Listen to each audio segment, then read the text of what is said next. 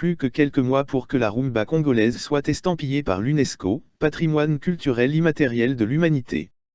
La candidature conjointe de la République du Congo et la République démocratique du Congo en vue de son inscription sera examinée en décembre 2021, lors de la conférence intergouvernementale de Colombo, au Sri Lanka. Les comités scientifiques des deux pays travaillent depuis plusieurs années pour l'aboutissement du dossier. Ils poursuivent ce travail avec les campagnes d'information et de sensibilisation aussi bien du public que des institutions nationales et internationales. Assurément, le dossier des deux Congos retiendrait l'attention des examinateurs de l'organisme onusien.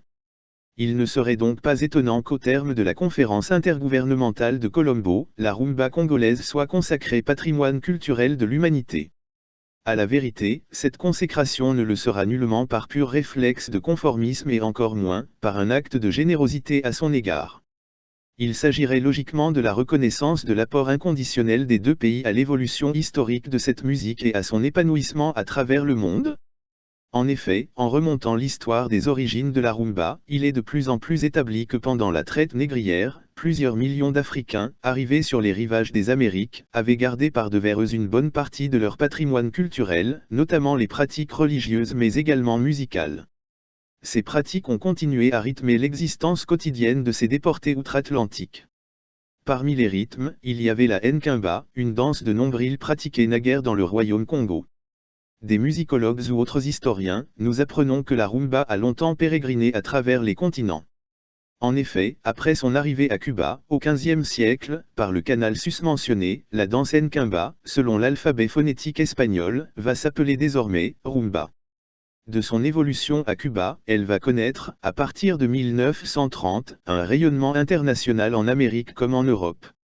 Les deux Congos, par le truchement de l'Europe, vont se l'approprier vers les années 1932, pour un retour aux sources. Depuis plus de 4 générations, la rumba congolaise s'est installée définitivement.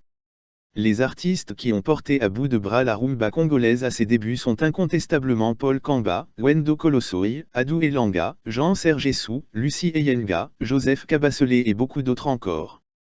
Peu codifiée et moins contraignante que la plupart des danses africaines, la rumba congolaise séduit par son accessibilité et la qualité de sa musique, chantée la plupart du temps en lingala, langue commune aux deux pays.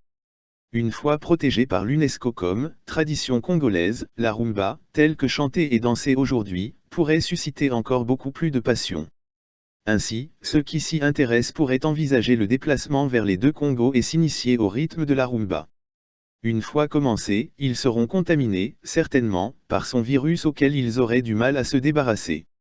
Heureusement, celui-là envoûte mais ne tue personne et n'a aucun variant.